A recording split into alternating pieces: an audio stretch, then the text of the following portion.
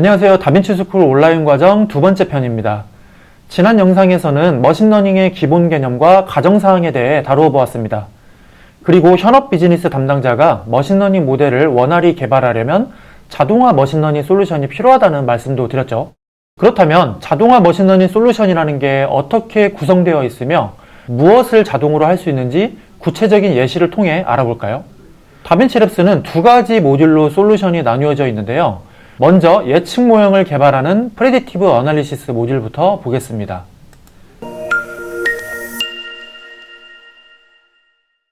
기본적으로 머신러닝에서 가장 많이 쓰이는 기능인 지도학습 모델링입니다. 예측 모형을 자동으로 만들어주는 기능인데요. 예를 들어 어떤 기업에서 편의점 물품이 얼마나 많이 팔릴 것인지 예측을 해보고 싶었습니다. 기존에는 미리 테스트 판매를 해보고 얼마나 팔리겠구나 하고 예측을 해왔었는데 실제 판매량과 비교를 해보니 이와 같이 오차가 많이 발생을 하고 있었던 것입니다. 그래서 이번에는 머신러닝을 활용해서 실제 판매량과 비교를 해보기로 하였습니다. 판매 가격, 상품 범주, 판매 기간, 평균 고객수 등등 데이터들을 수집한 뒤 지도학습 모델링 기능을 활용해 보았죠. 결과적으로 어떻게 되었을까요? A라는 상품은 오차가 120에서 35로 줄었고 B는 6으로 줄었네요. C도 60에서 15로 줄었습니다. 이렇게 기업에서 판매량 예측이 정확해지면 재고 관리를 효율적으로 할 수 있기 때문에 굉장한 이익 창출 효과가 날 것입니다.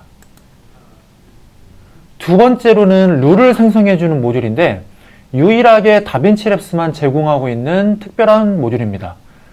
룰을 생성시켜준다고 말씀드렸는데 무슨 룰일까요? 예를 들어 보겠습니다.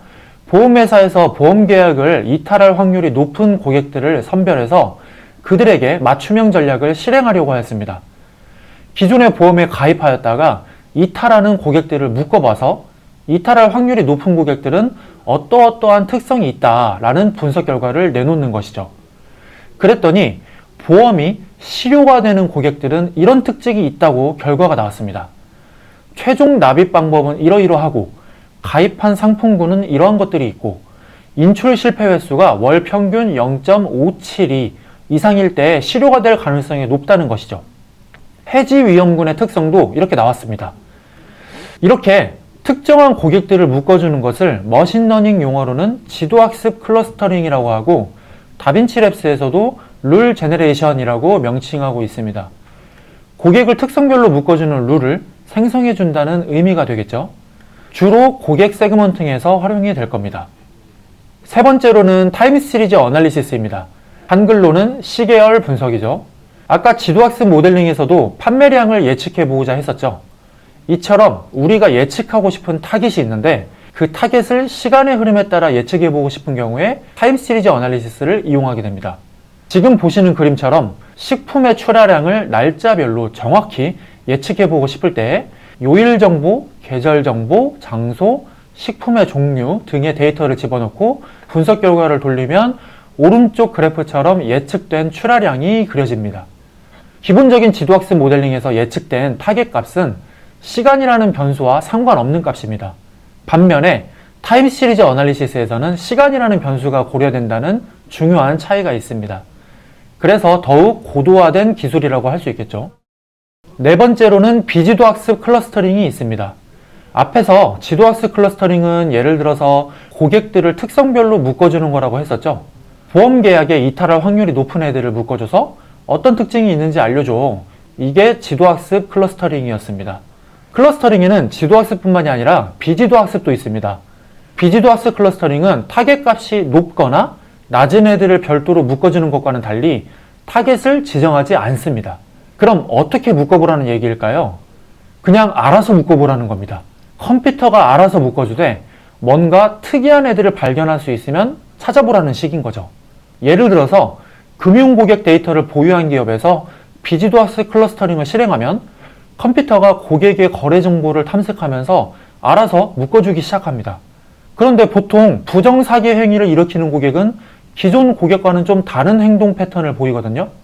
그러면 컴퓨터는 얘는 기존과는 좀 달라요. 좀 이상해요 하면서 별도로 묶어주게 됩니다. 이를 통해 우리는 사기 행위를 탐지할 수 있게 되는 것이죠. 자, 지금까지 나온 얘기를 정리해 보겠습니다. 머신러닝에서 가장 많이 쓰이는 모듈은 바로 예측 모델링입니다. 즉, 지도학습 모델링이죠. 예측 모델링은 데이터의 특성으로부터 특정 타겟을 예측합니다. 예를 들어서 성별이 남성이고 나이는 35세이며 가족은 3명이 있는 A라는 고객이 대출 상환을 할 수 있느냐, 이렇게 특성으로부터 타겟을 향해 가는 게 예측 모델링입니다. 여기 써 있는 것처럼 예측 모델링에는 회귀 문제가 있고 분류 문제가 있는데 이 내용은 뒷편에서 다시 자세히 설명드리도록 하겠습니다. 만약 예측 모델링에서 타겟 변수를 시간의 흐름에 따라 예측해 보고 싶다고 하면 무엇이 필요하다고 했었죠? 바로 타임 시리즈 어널리시스, 시계열 분석이었습니다. 자, 이번에는 반대로 타겟으로부터 특성을 추출하는 게 있습니다. 여기 써 있죠? 바로 지도학습 클러스터링입니다. 다빈치랩스에서는 룰을 생성해 준다고 표현하고 있죠. 클러스터링은 묶어주는 거였잖아요. 무엇을 기준으로 묶어준다?